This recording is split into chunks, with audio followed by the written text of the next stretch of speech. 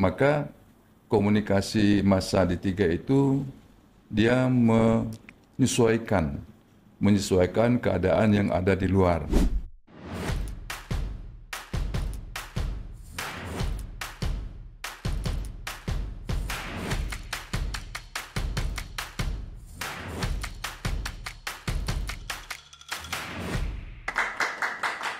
Selamat berjumpa kembali, sahabat Jakarta. Assalamualaikum warahmatullahi wabarakatuh.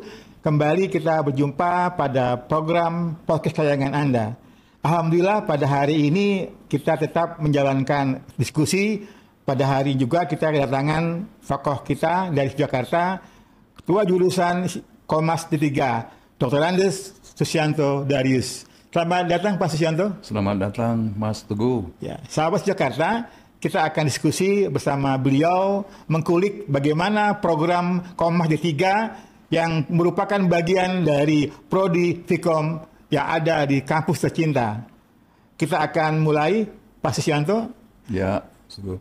Teman-teman dan sahabat Jakarta di luar sana ingin lebih jauh mengetahui bagaimana sih penyelenggaraan program Komas Diploma 3 yang kita ketahui terdapat dua jurusan, ya kan, teman-teman sekalian. Ada konsentrasi ke periklanan dan jurnalistik, gitu.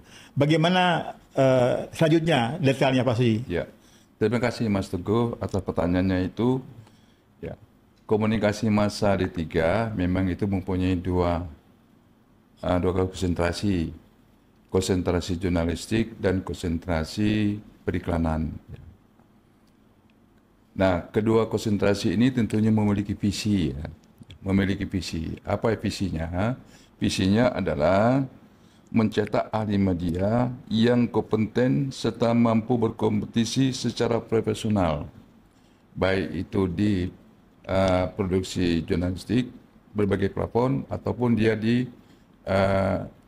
produksi komunikasi komersial di berbagai plafon untuk iklan. Tentunya itu mengacu kepada menjunjung etika profesi. Itu Pak Teguh ya. Tentang dua konsentrasi itu. Kemudian untuk mencapai visi tadi ya, maka komunikasi massa D3 itu dia menyesuaikan keadaan yang ada di luar dengan perkembangan teknologi yang sekarang yang sangat pesat, apalagi dalam bidang komunikasi ya, teknologi komunikasi. Nah, untuk itu maka komunikasi massa D3 merubah kurikulum. Kurikulum itu berubah total sekali, tidak seperti yang lalu, dia sesuai dengan kondisi yang ada sekarang, dengan harapan adalah alumni atau lulusan dari komunikasi massa D3 bisa diterima oleh industri tadi. Nah, untuk mencapai ke situ, kurikulum yang kita buat itu bagaimana? Kurikulum kita bikin itu tentu kita mengundang praktisi-praktisi, baik itu praktisi di pers maupun di praktisi periklanan. Ya. Ya. Nah, selain dari itu juga tentu akademisi itu. Apa tujuannya? Tujuannya adalah untuk tercapainya link image istilahnya ya, link image. Artinya apa? Apa yang diharapkan oleh kalangan industri di luar sana itu adanya keselarasan dengan yang ada di yang kita bikinkan, yang kita cetak itu mahasiswa itu, sehingga keluaran dari IISIP atau komunikasi massa D3 di IISIP itu diserap oleh pasar. Itu Pak Teguh ya. Ini. Jadi sahabat Jakarta, bahwa ISIP Jakarta terutama di program D3 sudah berusaha mengambil momentum ketika kondisi new normal, bagaimana merubah segala sesuatunya karena ini menjadi berdampak kepada semua bidang termasuk di pendidikan yang menghasilkan lulusan-lulusan yang mensupport di bidang komunikasi, terutama di periklanan dan di jurnalistik gitu.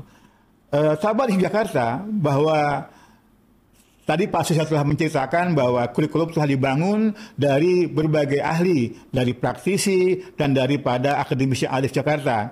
Nah, Pak Susyanto, kita pahami bahwa sahabat Jakarta juga ingin mengetahui, selain dari kurikulum, bisa pasti ceritakan fasilitas yang mendukung supaya ini bisa tercapai. Ya, terima kasih Pak Teguh ya. Sebelum saya sampai menjawab pertanyaan itu, saya akan lanjutkan tadi dengan kita sudah merubah kurikulum kan. Ya. Nah, dengan merubah kurikulum itu kompetisi apa kan? Ya, betul. Gitu ya. Kompetisi apa yang bisa dicapai dengan kurikulum itu? Nah, dengan merubah kurikulum itu, kompetisi yang bisa kita capai diantaranya adalah alumni kita itu bisa membantu memproduksi karya jurnalistik misalnya di bidang televisi, radio, kemudian media online media yang lain, beberapa platform, ya. Itu karena ditunjang oleh misalnya mata kuliahnya ada reportase televisi, ada televisi radio dan sebagainya. Itu yang kedua, bisa juga kemampuan dalam bidang pembuatan efek visual.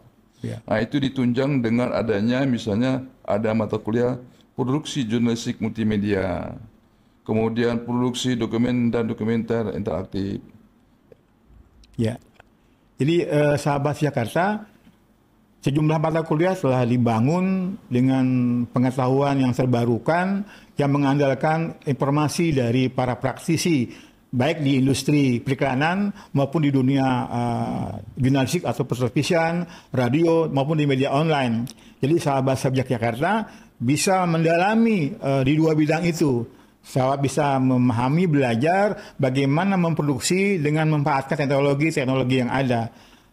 Pak Susyanto, teknologi yang diterapkan di Jakarta memang sudah mengikuti program dari teknologi yang ada. Bisa diceritakan Diploma 3 Jakarta memiliki apa saja, Pak Susyanto? Ya. Sebelum sampai ke sana ya Pak Teguh ya, saya akan lanjutkan misalnya dalam bidang periklanan ya. Kompetensi mahasiswa di 3 dalam bidang periklanan, dia punya kemampuan dia membuat iklan media mobile. Ya, dia punya iklan mobile. Nah, ini kenapa dia bisa itu? Karena mereka ditunjang oleh misalnya ada mata kuliah naskah iklan, audio dan video teknologi, kemudian fotografi studio dan sebagainya. Dan itu tentunya akan menggunakan teknologi-teknologi yang mutakhir sekarang ini. Tanpa itu tidak mungkin bisa melakukan itu kan. Nah, selain dari itu, di dalam pelaksanaan prakteknya, itu di ISIP itu sudah mempunyai laboratorium yang lengkap.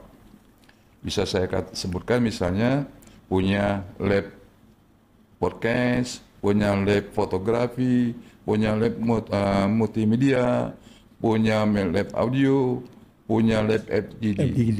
Jadi kita memang dengan adanya perubahan kurikulum tadi, memang situ sudah ditunjang dengan lab-lab yang ada di ISIP itu. Jadi betul-betul ini kita sudah siap ya untuk melewati kita sudah siap dengan yang ada di tantangan-tantangan yang di luar, sehingga mahasiswa kita yang alumni kita itu bisa diterima di kalangan industri pers maupun di iklan.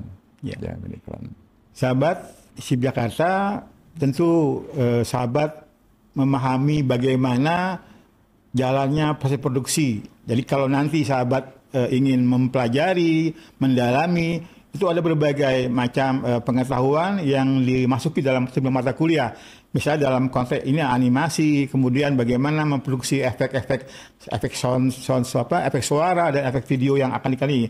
Pak Susyanto, kira-kira mata kuliah ini bisa berapa persen antara pelajaran teori dan praktek?